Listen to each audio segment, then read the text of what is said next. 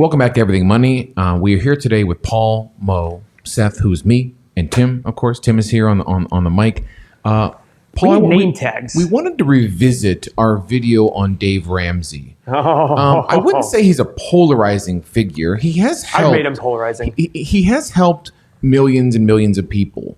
One of our last videos was Dave Ramsey Is Wrong, and we don't wholeheartedly agree by the numbers with some of his investment suggestions to you people out of there. But Paul, from a normal person perspective, and Mo's going to bring in some stories as well, I talk to a lot of people in this world who very much follow Dave Ramsey and attribute their happiness, their current happiness, to getting out of major debt using his strategies. Which is awesome. And his following. And more importantly, Mo, is that they overwhelmingly, they never had any process at all in terms of getting out of, usually it starts with debt, Mo. Yes. Getting out of it and getting toward what Dave would call, I guess, some sort of financial freedom, debt-free, except the house. I never, ever will or have criticized that. I do believe, somebody said to me, Paul, Dave Ramsey is for the people who are in a bad financial situation with too much debt. Tim's actually said this. 100% right. And I agree with that 1 million. Yep. Tim, why don't you explain a little bit about what you think? Yeah. Tim's our CEO, the guy who runs Everything Money. Unfortunately, Nate is out with a little illness, so Tim is handling it. Yeah. So Laura and I, my wife, were in about $40,000 worth of debt between student loans, between credit card debts. Back in what year? This was back in 07, 08? This was 2005. I guess I'm switching to myself. 2000. This was back in mid 2000s. You had $40,000 in credit card debt? Yeah. Wow. So, well, no, between credit card debt and Laura's student loans. Yeah, that's right. Yeah, sorry. And I'm sorry, this was the mid, not 2005. This was like 2008, 2009. We were married in, we were married. And that's when you found Dave Ramsey? No, it wasn't Dave Ramsey. No, it was a combination, actually. Oh, was Dave it? Ramsey, there was a guy named Larry Burkett, who's like really old school beyond that. And then Danny Johnson. Danny Johnson. And we've talked a lot about this. And, I hear Tim's story and the financial situation he's in now. And it's like when I hear that they had debt and when I hear the way him and his wife spend, I'm like, you guys had debt? They're like, yeah, we're just completely different spenders now. I mean, they're very smart about it. They're very frugal. I always joke and call them cheap. I'm like, because I look at things that, to me, frugal is, I'm going to spend money, but I'm going to find the most cost-effective way to spend money. Yeah. Cheap is, oh my God, I really need this. I'm not going to buy it, though, because it's $7 when I think it should be $4. It's like, well, wait a second. I look at those, and Tim and his wife, but the thing is, now they love the fact that they have no debt, right? You pay cash for everything. We do. And we really bootstrapped it, as Danny Johnson would say, where Laura would spend $20 per week per person on groceries. That's what we did. Well, because that's where you start. You got to go find your waste and go start paying it off. So let's bring it on home, Pauls. I think you might have a flawed view of Dave Ramsey because probably not. From what I've gathered, have you ever been under a crushing amount of debt that weighs on you on a daily basis? No. Mo, have you? No. Okay. The people I do talk to, number one is they're typically not given a process throughout their entire lives, which we've discussed. Fair enough. Number two, because they don't have a process or a budget, which I still don't do that well, Paul. You've insisted I've tried, and I don't do it that well. I've only asked Seth how many times in the last 2 or 3 weeks that as your income is increasing, we should meet to discuss the budget. I'm the one asking Seth and his wife to do this, and how many times have they So that's how set it up? Now, we all know, and if you've watched this show, you're not a normal person, obviously, and we're not, most of the world's I am a normal person, but not like a normal you. situation. Not like you with the discipline. We're currently learning. But the point is, Paul, is most of these people have no process. Because of that, they get into a massive amount of debt, whether it's a credit card. But then Dave Ramsey, Mo, gives them a process. But also tells them that low interest debt is bad debt. No, he doesn't say that. What they say is, the guy calls in, yeah, I got a mortgage, it's about 3%, should I pay it off? Well, let me ask you a question. Do you want to pay $500,000 interest? There you go. And I'm like, whoa, that is financial murder. Mm-hmm. They're literally committing financial first-degree murder. They are being so simplistic, and they're only looking at step one. Well, guess what? that $500,000 you saved in interest cost you, we did the numbers, $2-3 million in retirement because you were so focused on paying off that 3% mortgage in a matter of 5 years versus doing the entire 30 years. So let's talk about this. So baby step number one for Dave Ramsey is save $1,000 for an emergency starter fund. So say you have crushing debt. By the way, I think a $1,000 emergency fund is absolutely the stupidest thing, but go ahead. Okay. Number two, pay off all debt except the house using the debt snowball. So he wants you to... All debt? And right off the bat, that's where I'm at. So No. when it comes to crushing credit card debt with 24%, Absolutely. Pay that off. bad debt. But as I talked to someone just this morning, they went very much out of their way to attack a low interest car loan, some student loan at very low interest. What interest rates?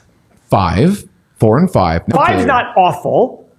Five's not awful. Jim, I brought up real estate calculator that we have in our Everything Money software. And I showed them, I just want you to know how much money, if you took the same amount of money and threw it at a 5% loan on a truck versus saving it, you are missing out. Now, a 5% loan on a truck is a very short-term loan. So I can understand, you have to look at the term of the loan. If the loan is a 30-year loan or something like that, you have to sit there and say, can I beat that interest rate over 30 years? If it's 5 years, you just want to get rid of it. If you're giving yourself a 5% return, I'm okay with that. She said that Dave Ramsey says never not invest long-term for your long-term, never not invest for more than 2 years. Meaning, if you want to attack debt without investing for long-term, like a truck, which they did, they said they actively paid it off over 18 months and got out of this, what they thought were crushing debt. So what the right approach is, the right financial approach, remember guys, I'm splitting emotion with financial. If having debt makes you not sleep at night, whatever the debt may be, pay it off. However, that's it. Years and years from now, when I show you that you would have had $2.3 million hypothetically in retirement extra, you can't complain. And we ask you, and we ask you, please do not blame the suits, the rich people, the greedy millionaires and billionaires out there, because you almost could have been one. Yes, you can. You can be. You have the avenue to do that. You paying off. I focus the Dave Ramsey thing on the mortgages. And the reason being is I watched, in a very rare form, I watched a video that Seth begged me to watch. I think somebody even said Paul should not watch this video because it's going to make him mad. Yes. And sure enough, I watched it and it made me mad because literally the guy who was hosting was so flippant about how stupid it was to not pay off your mortgage. That's true. What, do you want to pay $500,000? Let me ask you a question. Do you want to pay $500,000 in interest? Well, no. Okay, there you go. It's like, that's true. Yeah, but that $500,000 in interest also made you millions of dollars extra in retirement. Now, let me be very clear, Paul. Baby step number 2 is pay off all your debt. Baby step number 3 is save a 3 to 6 month expense, a fully funded emergency fund, which I'm adamantly against. You're against as well. I think your credit card should be your emergency fund. And if you don't agree with me, that's the point of a credit card. Use it only when, oh my God, if I don't do this, I'm going to be in trouble. That's your emergency fund. Step 4, Tim, is invest 15% of your household income in retirement. Love it. Step 5 is save for your children. Step 6. What does that mean? Save for your children's college. fund. Step 6, Paul, is then pay off your mortgage. So By the way, love it. if we've watched some videos where they go right into mortgage. But even then, the reason I say I love it, not because I love the step, eliminate step 6. Guys, have more money than I ever need. Guess what I have? A huge mortgage. A mortgage. Like as most as you could possibly get. Why? Because my mortgage is 3%. I know that in the next 30 years, I will crush 3%. Now, a guy like me who has more money than I need should be like, who cares? And that's why at some point in the next 10 years, I'm sure I'll be like, I don't give an F and pay the mortgage off and be done with it. But I still look at it going, man, I know I can get, my personal belief is I can get to 12, 15% returns on my money all day. That mortgage on my new house at 12 or 15% over 3 years, we're talking about tens of millions of dollars. I look at it going, I'd rather have the tens of millions of dollars. So the conversation I had this morning, Mo, that I had is like, I had with someone is they wanted to pay off this 5%. And I told them, if you invest at 10, it's drastically different. And she just straight up said, I disagree. Yeah, I had the same conversation over the weekend. If you say, hey, I just like having my mortgage paid off, it makes me feel really good inside, I put my head down, I will never argue with you on that one. I will say to you, okay, are you okay not having $2.5 million extra in retirement? Yeah, Paul, I'm okay with that. Great. More power to you. But if you say to me, I disagree, then you're sitting there saying, Paul, I disagree that this statement is true. That's just as stupid. And so what I told her, Mo, and I said, while you're watching your debt go down, I'm watching my long-term retirement go up, and that excites me more. Let me ask you a question, Seth. Go on. You have a little bit over your mortgage amount. Yeah, $500,000. Because what do you own your house? $320,000. Oh, so a lot more. Would you rather pay off your mortgage and have $180,000 in retirement? You're right. I look at it going, really? That to you is going to make you feel better at night? Especially with your interest rate that you're paying. And by the way, let's not forget, your IRAs and your 401ks are untouchable in bankruptcy. This is why your credit card should be your emergency fund. It should not be a bank account. Steps 1 through 5, steps 1 through 3 are going to take you years and years and years. And we've already done videos in the past. Yes. Hopefully we can link it below. Where we talk about how the emergency fund costs you 7 figures in retirement. And guess what, guys? The emergency funds needed, get a credit card. Everybody in this world has a higher credit card limit than me. Literally every single person. So what's your 6-month emergency? $20,000? You'll be able to get a credit card with a $20,000 limit. Put it away, put a bill or two on it every month to keep it active, pay it off, be done with it. And then if the crap hits the fan and you need that emergency, like it did last year, swipe it. And guess what? If all of a sudden you declare bankruptcy, your retirement is untouchable. You declare bankruptcy on the credit card. Tim, your thoughts? So I think it's really hard to argue emotion. It's right? impossible. And the thing is Paul, you are 1,000% right when it comes to numbers, and it's completely in this situation. It's completely, because I think some things are for a season, right? We were in a season of your life early in our marriage where we never budgeted. Laura was going through school, and she was then picked up less shifts. She was a server. She picked up less shifts, and we literally had everything separate. I would pay these bills, she would pay these bills, and if we had less money coming in that month, we just charged it. So did Dave Ramsey just save your life, Tim? So it was a combination of Ramsey, Larry Burkett, Danny Johnson, and literally Danny Johnson was the one that she would yell at you and tell you, listen, like how selfish, like she would tell her the line that I love. Oh, which one weighs more, your ego or your bank account? Yeah, I love that line. That's what she would say. Which one weighs more, your ego or your bank account? And we were like, F. We were in a situation where we were living paycheck to paycheck, absolutely drowning in debt. We had no other choice but to like cut it off. And I think that's for a season. And we probably lost some in retirement by not following what Paul says, which is, getting started. I think that's the hardest part, right? Yep. And I think we were a little scared. We were like, we got to get out of debt. And we paid off our credit cards. We've not had a car loan in, oh my gosh, 15 years? Almost 10 years. Oh, 10 years? Wow. Yeah, we've not had a car loan. Like we've always just paid cash. So. And Tim's income, I want to say another thing. This is a testament to Tim. Like Tim's income has jumped up a lot in the last year, right? He loves Tahoes. He hasn't bought a Tahoe. Why? Because he's like, I don't really need it right now. We talk about his income going up, and I joke with him and Laura, hey, do you guys realize you're going to make this much? You guys going to buy a new house? Our house is fine. And they live in a very modest home, especially for their income. I'm willing to bet that Tim's probably the highest earner in his neighborhood. But with a baller kitchen. And even when he talks about getting a new home, I was like, why don't you spend this much? He's like, we don't need to spend that much. We can spend this much. Which I think is, by the way, I think that's a responsible way to be. For sure, but that just shows. And last year, Tim almost bought a house double the price of his current house. Correct. But guess what? When we did the math, it would have cost him $0 because he had 2 houses on the property. Yep. He was going to rent the back one. Yep. And literally, I was just like, yeah, this is a no-brainer. I mean, literally, and this is a real estate deal last year. I'm like, this is a no-brainer. You just buy this house and you're living for free. Yeah. Let me bring it on home.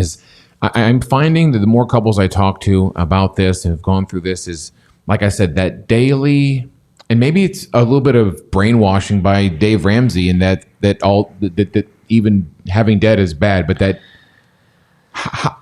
you've brainwashed me into thinking that debt is not bad. In fact, we've done videos from a financial perspective on good debt, and so I've embraced good debt. I'd love to have a mortgage. Let the bank pay for my $500,000 house. Go tell Larry Ellison, who was putting Oracle on his credit cards, that was bad debt. And I don't mean that's always a situation. I'm just sitting there saying debt isn't in of itself bad.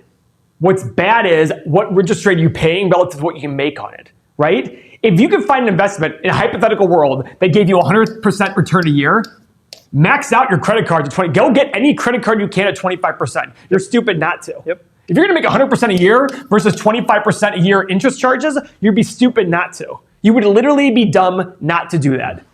And Dave Ramsey would argue that the snowball is like once we pay something off, it gets us this notion that there's a difference between the psychology of this and the numbers of it. So are you softening your take when it all comes home? Are you softening your take I've been very consistent about the Dave Ramsey thing. I just sat there and said, it is very dangerous to tell people that paying off your home, I don't even think that should be step 6.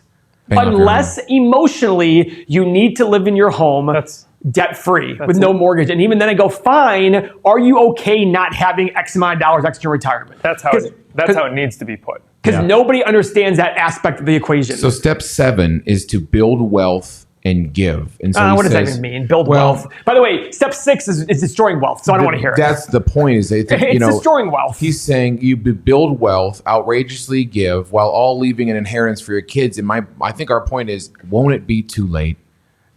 If you start building wealth... By the way, you can do step 6 and still retire with enough money. But for those average people who are making $50,000 a year or $40,000 a year, no, the difference between paying off a mortgage and not is literally life-changing money. You're literally talking about 7 figures in retirement by paying off your mortgage early in 10 years versus 30 years. Mm-hmm. I don't want to hear it. Now, keep in mind, my chess coach, good friend of mine, messaged me a few weeks ago and said, Paul, you know what? I'm seeing the prospective returns in the S&P. It's really high. What do you think about me just paying off extra money on my loan? I'm like, hey, I think to me that was a calculated, hey, the market's... According to a lot of assumptions, the market's going to do between -3 and -6% return over the next 10 years. His comment is, my mortgage is 3%. I'm getting a 9% difference potentially. Should I do it? I'm like, hey, if it makes, he's like, we just have the extra cash. Why don't we do? We've already maxed out all of our tax-free accounts, blah, blah, blah. I'm like, sounds good to me. I didn't fight him. I'm like, actually, I think that's a good financial decision. And he said, when the market turns and if it goes down to a point where the prospective returns are higher, he will then start putting more in the market. I love it. He has a plan there. That's a plan that makes sense, that's built on something that's very reasonable to me. So, Paul, quick question. If you were in the situation that Laura and I were in early in our marriage, drowning in debt, because we know you're absolutely right. We always talk about in business, how do you get started? How do you make it better? I just sent that text today. Right? How do you get started? How do you make it better? So if you're in that situation, like I'm drowning in debt, you know, $20K. There's a lot of people in this country that don't have $1,000 in their bank account, that don't, that are living paycheck to paycheck and have $20,000 in credit card debt or more. There's a lot of people that have a lot of student loan debt that is literally hundreds of thousands of dollars. So at 4 or 5. So what would you do? Because obviously, Laura and I did the right. I would pay the high interest debt off first. That's it. And I would look at every single debt as what is the interest being charged. Guys, Robert Kiyosaki says you never finance a depreciating asset. Wrong. You finance or don't finance based on the interest rate you're being charged. Yeah.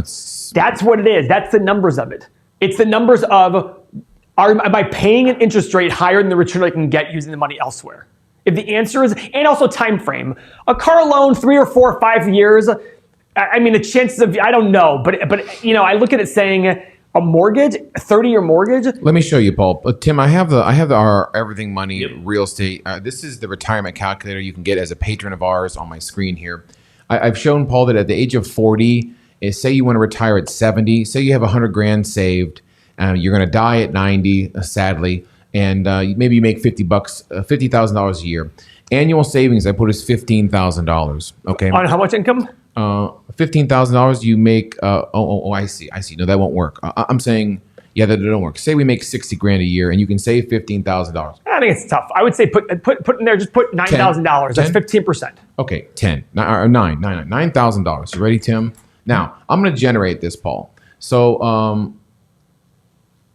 I thought I was Tim. Here we go. Generate. Okay, so with a current savings at 100,000 at 40, you're 9. So at a retirement age of 70, I'm going to have $3.2 million. So imagine you're making $60,000 a year, and it's possible that in 30 years you have $3 million. 3.2. Now, here's the weird part, Paul. What if I just say, you know what? Instead of saving that $9,000, I'm going to take the next 5 years to pay off my house? 40. I mean, how much is your house value? Oh, I'm just talking about a normal person here. Hypothetical situation. You know, hypothetical. I mean, No, take the next. I mean, if this person making $60,000, they probably have a $150,000 house. so it's going to take them 10 years to do it? Call it 10 years. So take that down to start age 50. Now I'm going to go, so we're going from $3.2 million. Now I'm going to start building wealth, as Dave Ramsey tells me, at age 50. And go to 70. $3.2 million goes down to 1.18. And you still have a house paid off. But you're also increasing how much, now you're increasing how much you're saving in year 10. Right? Because now you don't have a home mortgage. So increase your savings to $15,000 a year. Okay, $15,000. So I'm adding more savings to it. Okay. So you're going from 3.2 to what? 3.2 to, you ready?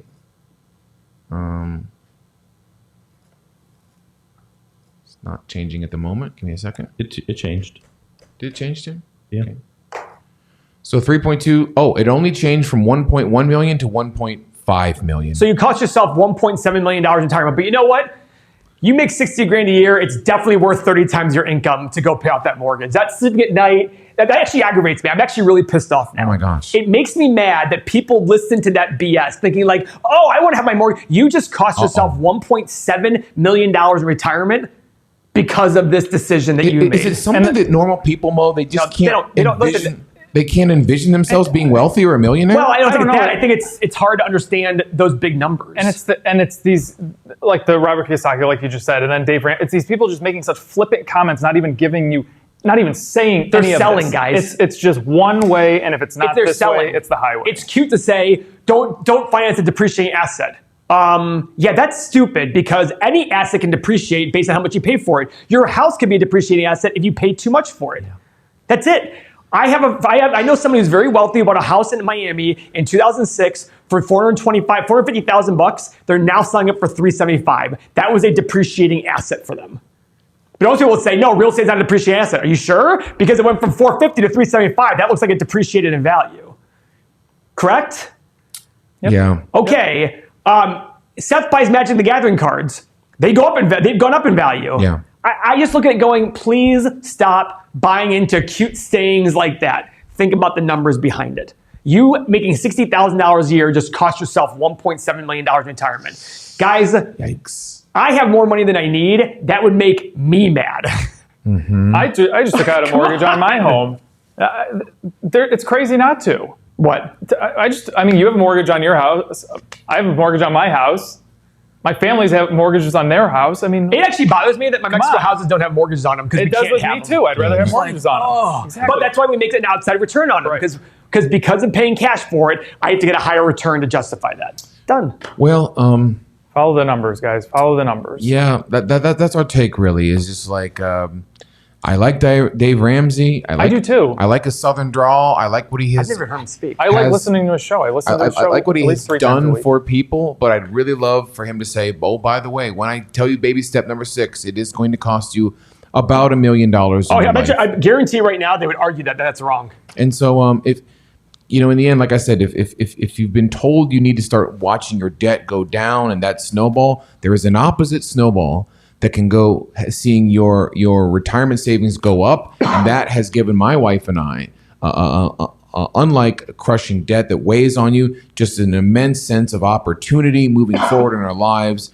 that our children will, come here, G, that our children will be better off and great investors. And so that is our take on the show, Paul. Here's my little one right here. He's 11. You guys know him on the show. And thanks, Paul. Thanks for your insight. And try not to get so upset about Dave Ramsey. I just get so, it's not about Dave Ramsey. It's the fact that they just stopped.